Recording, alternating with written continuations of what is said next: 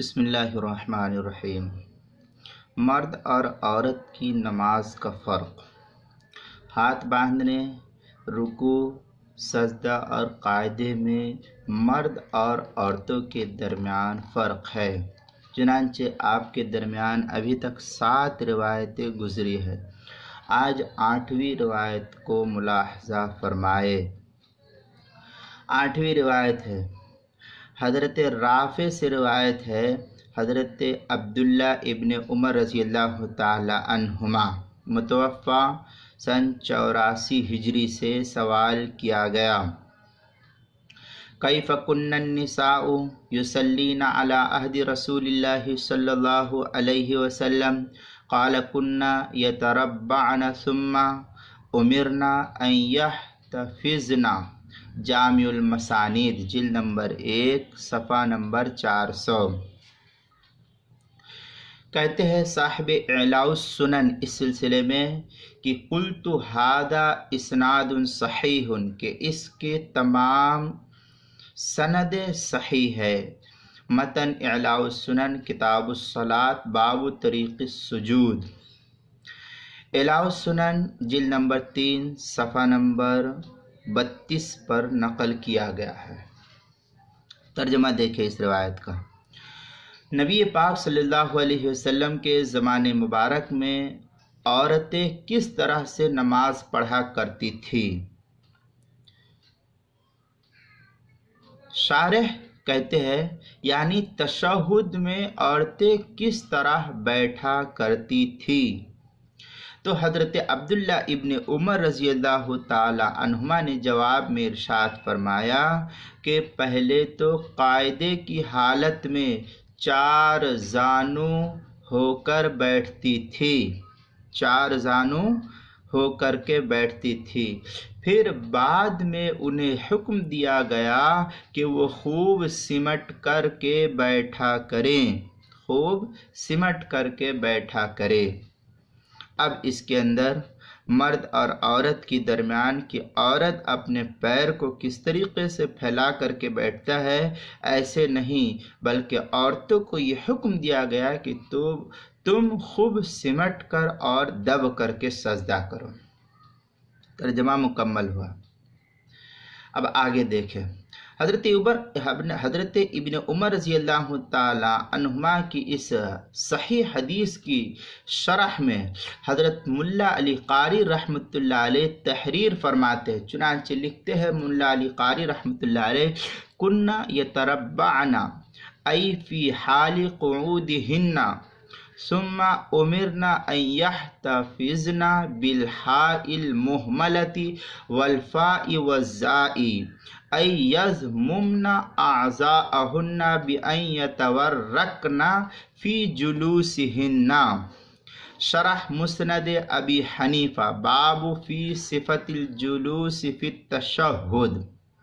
اب اس کا ترجمہ دیکھیں، خواتین نماز کے قاعدے کی حالت میں پہلے 4 زانو چوکڑی مار کر بیٹھا کرتی تھی، چوکڑی مار کر بیٹھا کرتی تھی، پھر انہیں نماز میں مردوں کے برعکس اپنے اعضاء ملانے کا حکم دیا گیا، اور وہ اس طرح سے کہ خواتین قاعدے کی حالت میں تورک کریں، یعنی اپنے دونوں پاؤں ایک طرف نکال دے اور سرین زمین کے ساتھ ملا کر بیٹھیں، یعنی سرین کو زمین پر ملا لے اور دونوں پاؤں کو اپنی داہنی جانب نکال لے۔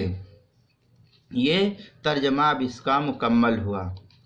اب اس کے اندر جو قواعد فی علوم الحدیث مقدمہ اعلاء السنن صفحہ نمبر 127 پر اس کی شرح کی گئی ہے، اور صفحہ نمبر جلد نمبر 3 صفحہ نمبر 27 پر بھی اس کی شرح کی گئی قول صحابی کے بارے میں، اس کو دیکھیں۔ چنانچہ لکھتے ہیں کہ کیونکہ 4 زانوں بیٹھنے کے مقابلے میں دونوں پاؤں ایک طرف نکال کر بیٹھنے میں جسم کا سمٹنا اور جسم کا لپیٹنا اور سکڑنا زیادہ پایا جا رہا ہے بنسبت 4 زانو بیٹھنے کے، اور 4 زانو بیٹھنے میں پھیلاؤ زیادہ ہوتا ہے، اس لیے عورتوں کے لیے پردے کے اصول کی وجہ سے بالآخر وہ نشست ہی مقرر ٹھہری جس میں جسم اور اعضاء کا باہم ملاپ زیادہ ہو،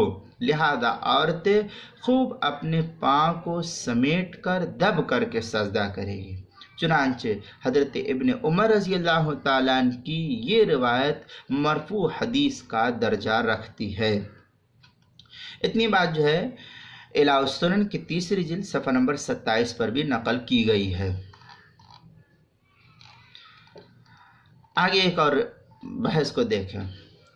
عبد الوہاب شعرانی رحمۃ اللہ علیہ متوفی 973 ہجری اسی مضمون کی وضاحت کرتے ہوئے تحریر فرماتے ہیں کہ کشف الغمہ عن جمیع الامہ اس کتاب کے اندر کہتے ہیں قال ابن عمر رضی اللہ تعالی عنہما کان رسول اللہ صلی اللہ علیہ وسلم اذا جلس فی الرکعۃ الاخیرۃ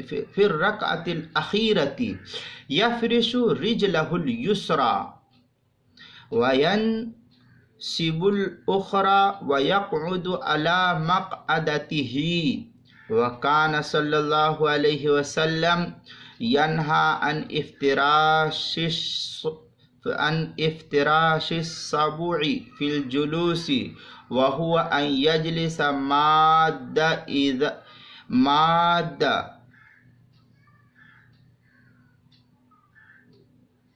ذراعیہ علی الارض وکان صلی اللہ علیہ وسلم یأمر النساء ان یحتفظن او یتربعن فی التشہد۔ اس کو نقل کیا کشف الغمہ کے اندر کتاب الصلاح باب صفت الصلاح کے اندر۔ اب اس کا ترجمہ دیکھیں۔ حضرت عبداللہ ابن عمر رضی اللہ تعالیٰ عنہ فرماتے ہیں کہ رسول اللہ صلی اللہ علیہ وسلم جب نماز کی آخری رکعت میں قاعدے کے لیے بیٹھتے تو اپنے بائیں پاؤں کو بچھا لیا کرتے تھے اور داہنے پاؤں کو کھڑا کر لیا کرتے تھے اور اپنے سرین پر بیٹھ جاتے تھے، اور نبی پاک صلی اللہ علیہ وسلم مردوں کو اس طرح درندوں کے طریقے پر بیٹھنے سے منع فرماتے تھے کہ اپنے دونوں ہاتھوں کو زمین پر بچھا کر بیٹھا جائے، اور نبی پاک صلی اللہ علیہ وسلم عورتوں کو تشہد کی حالت میں سمٹ کر یعنی دونوں پاؤں ایک طرف نکال کر اور زمین سے چمٹ کر بیٹھنے کا یا 4 زانوں بیٹھنے کا حکم فرمایا کرتے تھے۔ اب ان مذکورہ روایت کو دیکھ کر یہی ثابت ہوتا ہے کہ اللہ کے رسول صلی اللہ علیہ وسلم نے عورتوں کو قاعدے کے اندر بیٹھنے کے لیے جو ترکیب بتائی ہے وہ زمین سے خوب سمٹ کر اور دب کر کے بیٹھنے کا حکم فرمایا ہے، نہ کہ اس طریقے سے جس طریقے سے مرد حضرات قاعدے کے اندر بیٹھتے ہیں۔ لہذا ہم اپنی عورتوں کو بتلائیں کہ قاعدے کے اندر جب بیٹھے تو قاعدے کی حالت میں اس طریقے سے بیٹھے جس طریقے سے اللہ کے رسول نے ہم کو تعلیم دی ہے کہ مرد کی نماز الگ ہے اور عورت کی نماز الگ ہے۔ لہذا ہم نبی پاک صلی اللہ علیہ وسلم کی تعلیم کے مطابق نماز کی حالت میں عورت کو بیٹھنے کا حکم کرے اور تلقین کرے۔ اتنی بات جو میں نے بیان کی اگر اردو کتاب کے اندر دیکھنا ہے تو مرد اور عورت کی نماز کے فرق کا ثبوت صفحہ نمبر 24 اور 25 میں نقل کیا ہے، روایت نمبر 8 بھی اسی کے اندر نقل ہوئی ہے۔ ٹھیک ہے، جزاک اللہ خیرا و احسن الجزاء۔